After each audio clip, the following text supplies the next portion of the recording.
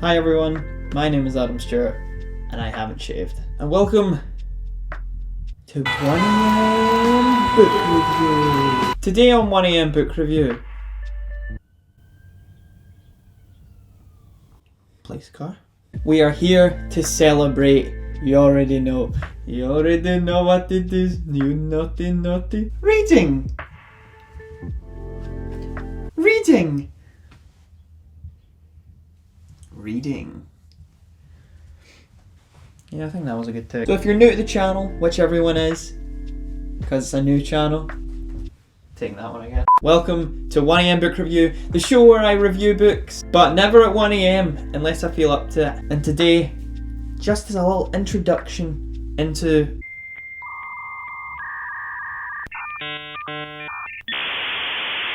the channel, I'm going to be giving you my top 5 books of all time. Now obviously these are changing constantly. Sometimes a book will come in, draft the other one out the back door, see you later, goodbye, see ya. The point I'm making is that this video isn't going anywhere, so let's get started. So get yourself a hot bev, this is just water, I am a fraud.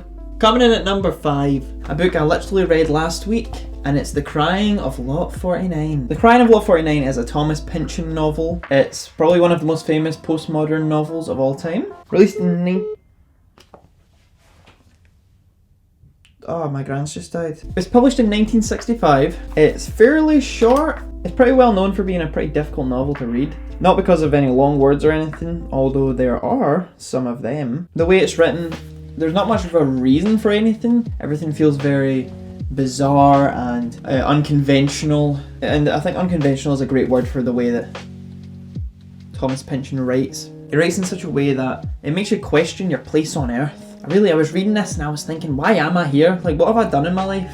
Except read all of these books. I haven't even read all of them. He really knows how to mix comedy with drama and mystery. This book really does defy genre, which I think is fascinating. I think if you're wanting to get into postmodern literature, which is not for everyone, but it's really interesting if you ask me, then this is definitely the place to start. Also, I have a few more of Pynchon's works. We have Inherent Vice, which was turned into a pretty good Joaquin Paul Thomas Anderson movie. And then we have Gravity's Rainbow, which is probably his most revered novel. I haven't read it yet. Certainly from what I've heard, his most challenging. That was a little Thomas Pynchon roundup. Not anybody cares. Moving on. At number 4, we have The Humans by Matt Haig. Matt Haig is probably my favourite British author. I'm an English literature student. Did I mention I'm an English lit student? That's going to come up a lot because I'm a booktuber. That's kind of like what we do, isn't it? The Humans is the story of a man who gets into a mysterious accident one night, wakes up in the body of a professor named Andrew Martin. There's really more to it than that. Honestly, this is one of those books that's so hard to summarise in so many words. Not that it's overly complicated, it's actually very easy to follow, it's just that Matt Haig's plots are always very, you know, a lot of moving parts. But really what this is about is the value of family and the value of home and, believe it or not, the value of being human. Wouldn't have called that one. But yeah, it really is, it's a fantastic book. Probably my favourite of Matt Haig that I've read so far. But I do have quite a few of his books to get through, so maybe I'll do a Matt Haig readathon. That'll be fun. That's a good idea. Comment down below if you want to see that, and smack that like button. Don't be violent because violence is wrong. Tenderly, gently caress it like a little like button. Alright, coming in at number 3. This is where we get into the big boys. The Perks of Being a Wallflower. I actually picked this book up for like £3 in a HMV, weirdly. I know, I got it for £3 in a movie store, but that just goes to show the value of books is decreasing, guys, come on. Get out there and read. But The Perks of Being a Wallflower is the story of Charlie. He's a very socially awkward, shy, socially anxious teen, just trying to navigate high school and family troubles and the loss of his best friend to suicide. And he gets taken under the wing of these two seniors named Patrick and Emma Watson.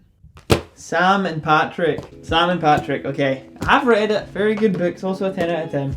I think this is a case where I just read this book right at the right time in my life, and I really found myself relating to Charlie. This is definitely one of the books that I relate to the most. There are quite a few on this shelf, but I think this is probably the one that I relate to the most. If you're a fan of the movie, which is pretty good, but it's not as good as the book, then absolutely give this a read. This is essential teen fiction, and just essential fiction in general. I wouldn't even limit this to just being exclusively teenagers. If you like a good coming of age story, or even just like a nice romance kind of comedic story, this is one of the best there is.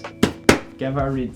Alright, coming in at number 2. And number 1 and number 2, it's basically a tie. My number 1 pick just edged it out like by a ball hair. And my number 2 pick is Gone Girl by Gillian Flynn. Gone Girl is my second favourite David Fincher movie, after Zodiac, which is chef's kiss. And Jake Gyllenhaal, he's also a with a little bit. But yeah, the book, I think Nick Dunn and Amy Dunn are two of the most fascinating, if not the two most fascinating characters ever put to fiction. Nick is this horrible, really unlikable, nasty cheater, this guy that clearly doesn't love his wife anymore, and he's sort of irredeemable in a lot of ways, but through the talent of Gillian Flynn's prose, she gets us to relate to him, she gets us to maybe not admire him, but certainly sympathise with him. Let's be honest, if this was happening to you, you would probably be in the same sort of situation. And then we have Amy, who is my favourite fictional villain of all time. Kind of a villain? She is a villain. She is the villain of this novel. Something I find really interesting about Gone Girl is that whenever I talk to people about this book, they always either tell me that they really relate to Nick, or they really relate to Amy. I don't really have the benefit of being able to relate to Amy in that way. However, I understand that she is extremely well written. The cool girl monologue from the film is sort of integrated in here, and that's just a fantastic piece of writing, and it's really terrifying at the same time. So this is a book I can safely say is addictive. I read it my first semester of uni, in my first year, when I wasn't like really sure of what I was doing, I didn't really have any friends. Gillian Flynn was my friend. Absolutely read it. I could not put it down. I finished it in about a week and a half. That was a pretty good reading speed for me, so it's the best thriller ever written, but you know that by now. Maybe I should invest in like the ASMR market.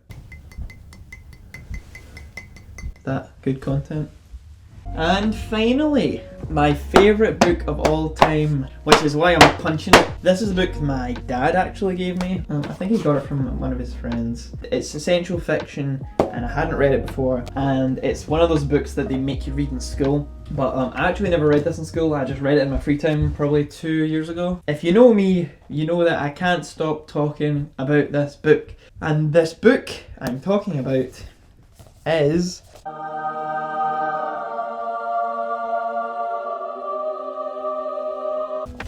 Catcher in the Rye by J.D. Salinger. Where does one begin? It's just a masterpiece. I think that's really all that needs to be said about it. It's incredibly sensitive, and especially for fiction written for young people, very mature in its portrayal of Holden's character and his mental health issues.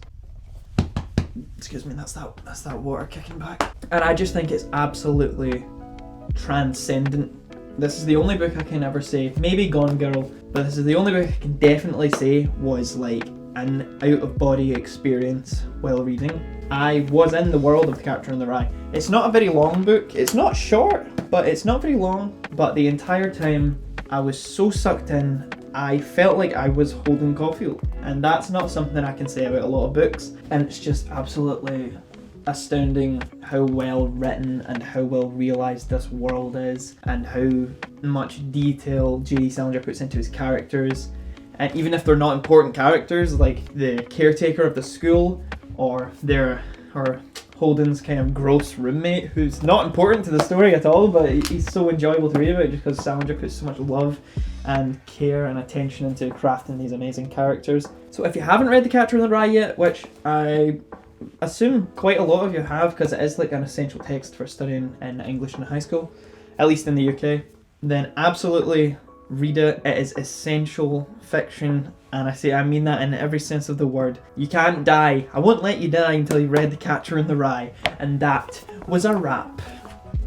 They actually call me, I'm like the Scottish Eminem. Adam.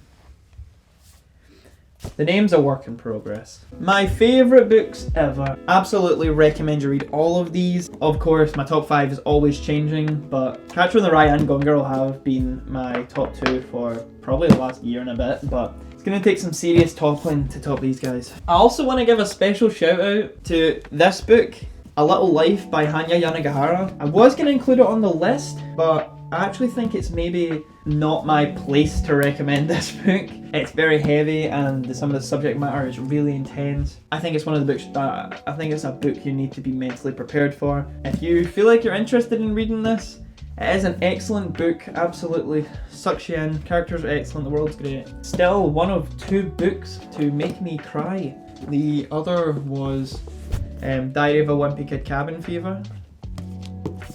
It's a really sad book. It's a lot, so definitely if you're gonna look this book up, or if you're interested in reading it, do your research first. Read some reviews because it's pretty heavy stuff, and but it is excellent. So shout out to Hanya Yanagihara for this one. So that's it. Thank you for coming to watch this video, I guess. Hopefully this gives you a little taster of what's to come. Obviously this was a bit impromptu, so the production value wasn't all there. Yeah.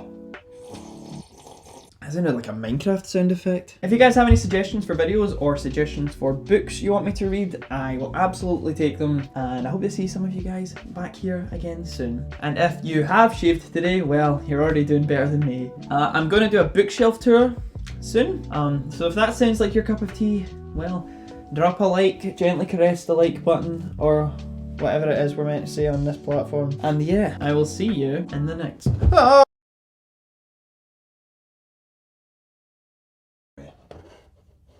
Knocked him over. I've knocked over Forrest. I'm standing next to my Millennium Library copy of The Grapes of Wrath. Or as I like to call it, my high school library copy of The Grapes of Wrath that I never returned. But don't tell anyone.